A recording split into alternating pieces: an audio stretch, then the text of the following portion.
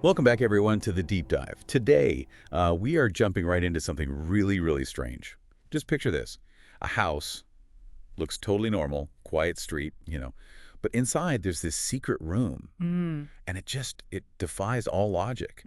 So our mission today is to unpack what's going on based on our source material, which is excerpts from the Sealed Room's Secret Motion. Yeah, and this is, well, it's a deep dive into something that's genuinely inexplicable, isn't it? We're trying to piece together the facts here, go beyond just scratching the surface, because the real question, the core of it, is what happens when a space is totally sealed off. No doors, no windows, yet somehow things are moving inside. Okay, so let's paint the picture. We're in Massachusetts, quiet neighborhood. The house itself is an old New England type built early 1900s. Classic structure. Exactly. And the current owners, when they moved in, they're looking at the blueprints and they spot something odd. A section of the house, clear as day on the plans, but zero access. Zero access. None. No door, no window, not even like stairs leading up or down to it. Nothing. They even had builders check it out. Damn. And the builders confirmed, yeah, it's a real room. Walls, floor. It even had old electrical wiring running to it, apparently.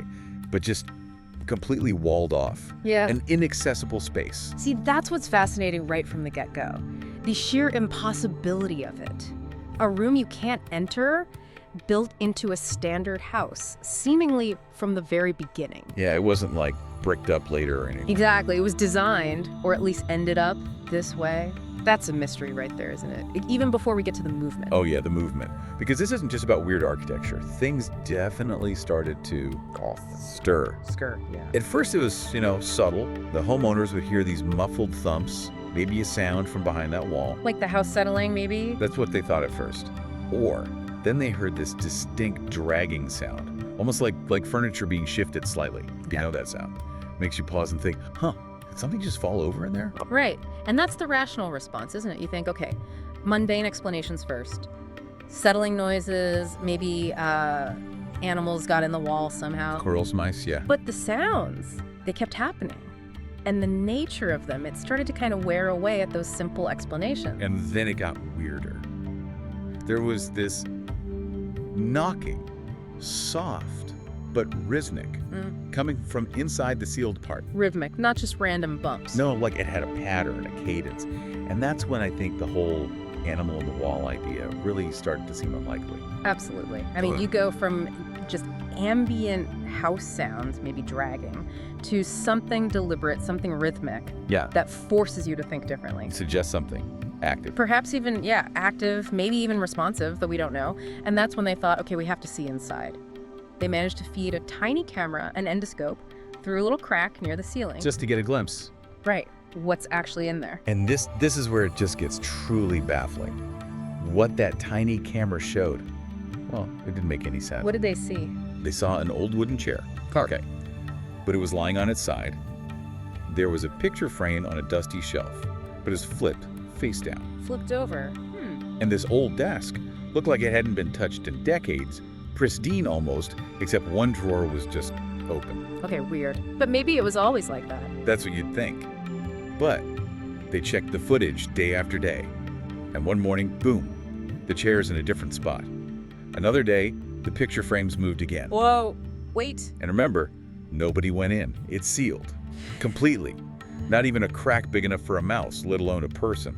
Okay, so that just throws house settling or animals right out. This isn't random shifting, it's rearrangement. Exactly. Objects being moved. It suggests some kind of force acting on them, maybe even some kind of intent.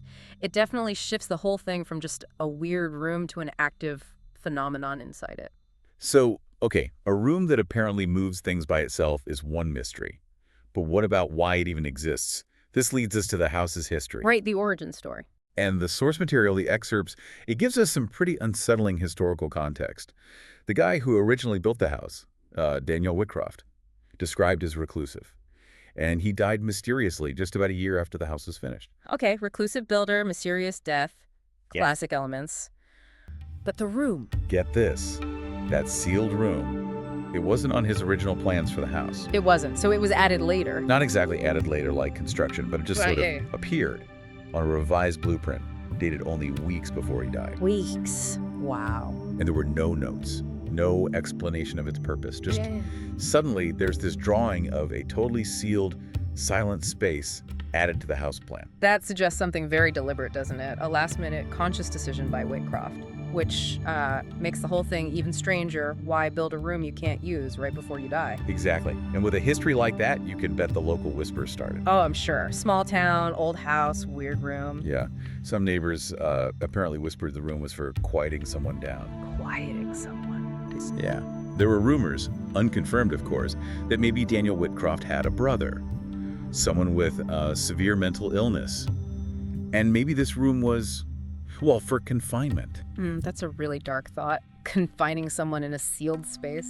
It is. And you see how this case, as laid out in the sealed room's secret motion, it shows how quickly we try to explain the unknown, right? An architectural anomaly becomes a container for these, like, deep-seated fears or local myths. We try to rationalize it with human stories, however grim they might be, but then there's the other side of the lore, isn't there? Which is maybe even more disturbing. Some people believed it wasn't about confinement in a human sense, but more spiritual. Spiritual containment. Yeah, like a space built specifically to hold something in, something darker.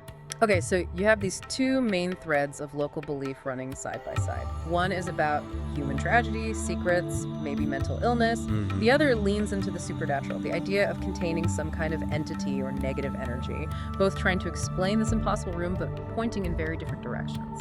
And look, it's not just old stories or local gossip. Paranormal investigators actually went to the house. Ah, okay, what did they find? Or what did they claim to find? Well, they reported some really interesting, maybe chilling things. They said the EMF readings near that specific wall went crazy, spiked dramatically. EMF, electromagnetic fields. Okay, investigators often look for anomalies there. Right. And look, you can often find explanations for EMF spikes in old houses, wiring, appliances. Sure, lots of mundane causes, but what was different here? Well, according to the source, it was the level of the readings, and maybe more telling, the reaction of the investigators themselves. One of them apparently just refused point blank to go back after his first visit. Really? Just packed up and said, nope. That's the story, which says something, doesn't it, about the feeling, the atmosphere in that house near that room. It certainly suggests a strong negative reaction, whatever the cause. Professional investigators usually see a lot. What else? Okay, this is the detail that really gets me. Another investigator, a different one, claimed they heard breathing. Breathing? Clear as day, apparently, coming from inside the sealed room. Okay, hold on. If that room is truly sealed, no vents, no cracks big enough, how do you explain hearing breathing? You told me. It completely contradicts the physical facts as we understand them, right? A sealed box shouldn't transmit the sound of breathing like that. It pushes right up against what we think we know about sound, about barriers. It definitely challenges any lingering mundane theories like air currents or something. Breathing is biological, or seems to be. Yeah, and this whole aspect, it just perfectly captures the tension here, doesn't it? Between what people observe or claim to observe, the limits of our scientific explanations, and just human perception when faced with something utterly baffling. Absolutely. So let's just recap this core enigma we're left with. We have this inexplicably sealed room. Objects inside it move, a chair tipped over, a picture frame flipped, a drawer opened with absolutely no physical way in or out. Right. We started with those subtle sounds, the thumps, the dragging, then that creepy rhythmic knocking, and the camera footage confirming the object movement. And layered on top of that, you have the history. Daniel Whitcroft, the reclusive builder. The room appearing on the plans just weeks before his mysterious death. No notes, no purpose given, just there. And then the theories trying to make sense of it all. The conflicting local lore, was it for quieting someone down? Maybe that rumored brother? Or was it something more supernatural, a containment space for something, well, darker, as the whispers go? And don't forget the investigators, the spiking EMF meters, the one guy who wouldn't go back. And the claim of hearing breathing from inside a sealed space, that's deeply unsettling. It really is incredible when you piece it all together. We just assume, don't we? Yeah. That every room has a reason, a purpose, a door. But maybe this deep dive suggests some rooms are built for the opposite reason. They're built to stay shut. And that brings us back to a line from the source material, from the sealed room's secret motion. It suggests this room wasn't just sealed by bricks and plaster. Quote, it was something else. Something that still remembers. It really is. And it leaves us and leaves you with the fundamental question, doesn't it? Thinking about that sealed space, knowing what's been reported, would you dare break open that wall, find out what's really inside, or would you leave it exactly as it is? Sealed, silent, remembering. What choice would you make?